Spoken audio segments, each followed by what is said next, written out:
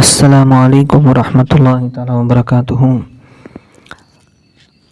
5 நிமிட மதரசா குர்ஆன் ஹதீஸின் ஒளியில் 1வது தலைப்பு இஸ்லாமிய வரலாறு.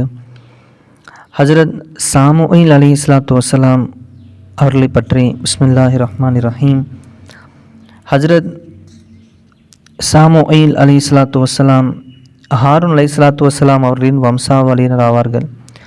பனு இஸ்ராயில் பலஸ்தீனுக்குள் நுழைந்த பிறகு ஒரு குறிப்பிட்ட காலம் வரை இரையச்சத்து இருக்கும் இந்த சமுதாயத்தினருக்கு நபியாகும் ரசூல் சமுதாய தலைவர் என யாருமே இல்லாதிருந்தனர்.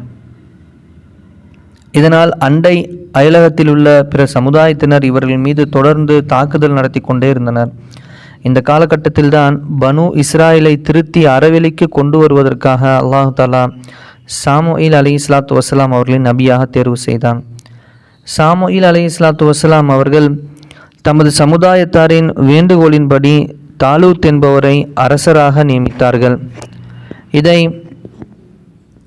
ஆட்சேபித்தனர். அப்பொழுது சாமுயில் அலைஹிஸ்ஸலாத்து வஸ்ஸலாம் அவர்கள் அல்லாஹ்வின் கட்டளைப்படிதான் நான் இவரை அரசராக நியமித்துள்ளேன்.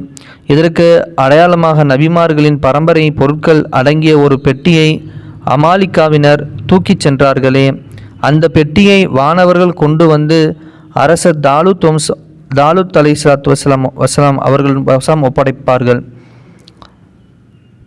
என கூறினார்கள்.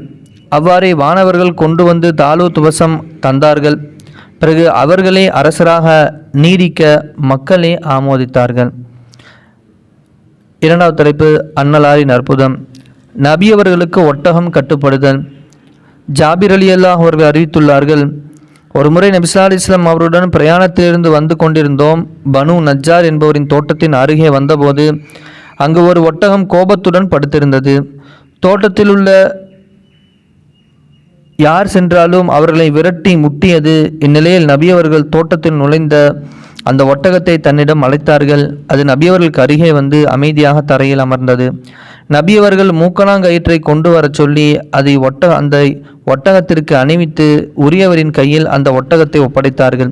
பிறகு எங்களை பார்த்து, வானம் பூமியிலிடையில் உள்ள ஈமானற்ற மனிதர்கள் மற்றும் ஜின்களை தவிர மற்ற எல்லா பொருட்களுக்கும் நான் நபி என்பது தெரியும் என கூறினார்கள்.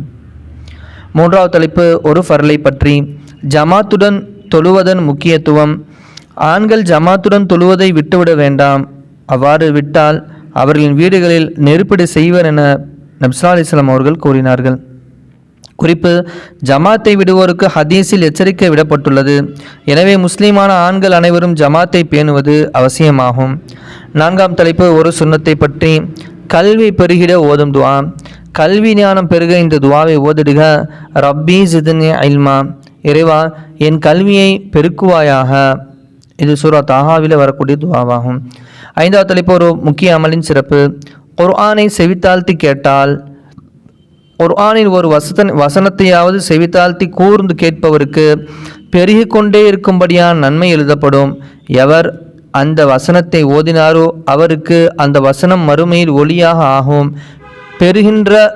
பெருகுகின்ற அந்த நன்மையை விட இது மேலானதாகும், மிக மேலானதாகும். இது அந்த ஒளியானது. 6வது தலைப்பு ஒரு பாவத்தை பற்றி. உடன்படிக்கை மீறுவோரின் முடிவு. எவர்கள் அல்லாஹ்விடம் அளித்த வாக்குறுதியை உறுதிப்படுத்திய பின்னர் முறித்து விடுகிறார்களோ, இன்னும் அல்லாஹ் சேர்த்து வைக்க வேண்டுமென ஏவியதை துண்டித்து விடுகிறார்களோ, இன்னும் பூமியில் விஷமம் செய்கிறவர்களோ, அத்தகையோருக்கு அல்லாஹ்வின் சாபமும் மறுமையில் பெரிய கேடும் உண்டாகும் என சூரா ராதிலே அல்லாஹ் கூறுகிறான். 7வது தலைப்பு உலகத்தை பற்றி. வரம்பு மீறுவோரின் அழிவுக்கு காரணம். குர்ஆனில் அல்லாஹ் தஆலா கூறுகிறான், தங்களுடைய வாழ்க்கை வசதிகளால் அழிச்சாட்டியம் செய்த எத்தனையோ ஊர்களை நாம் அழித்திருக்கின்றோம். இவையாவும் அவர்களின் குடியிருப்புகளே ஆகும். அவர்களுக்கு பின் குறைவான நேரமே தவிர அங்கு யாராலும் குடியிருக்க முடியவில்லை. கடைசியாக நாமே அவற்றிற்கு வாரிசானோம் என சூரா கசலில் அல்லாஹ் கூறுகிறான். 8வது தலைப்பு மறுமை பற்றி. உலக நெருப்பு நரக நெருப்புக்கு அஞ்சுகிறது. உங்களின் இந்த நெருப்பு நரக நெருப்பின் 70வது பங்காகும், அதாவது உலக நெருப்பு. இதை 2 தடவை தண்ணீரால் படாவிட்டால் அதன் பலனை நீங்கள் அடைந்திருக்க முடியாது.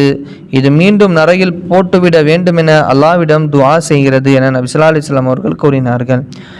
9வது தலைப்பு நபி வழி மருத்துவம். ஜம்சம் தண்ணீரின் பயன். ஜம்சம் தண்ணீர் ஒரு முழுமையான உணவாகவும் நோய் நிவாரணியாகவும் இருக்கிறது என இப்னு அப்பாஸ் ரலியல்லாஹு அன்ஹு அவர்கள் அறிவித்துள்ளார்கள். 10வது தலைப்பு அன்னலாரின் அறிவுரை.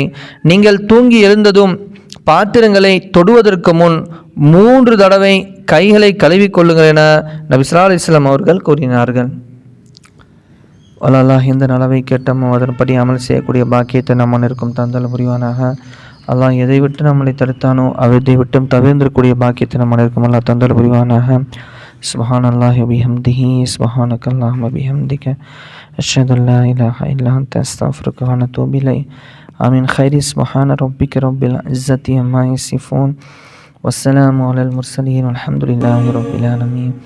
ஸல்லல்லாஹு அலா முஹம்மது ஸல்லல்லாஹு அலைஹி வஸல்லம். ஸல்லல்லாஹு அலா முஹம்மது ஸல்லல்லாஹு அலைஹி வஸல்லம்.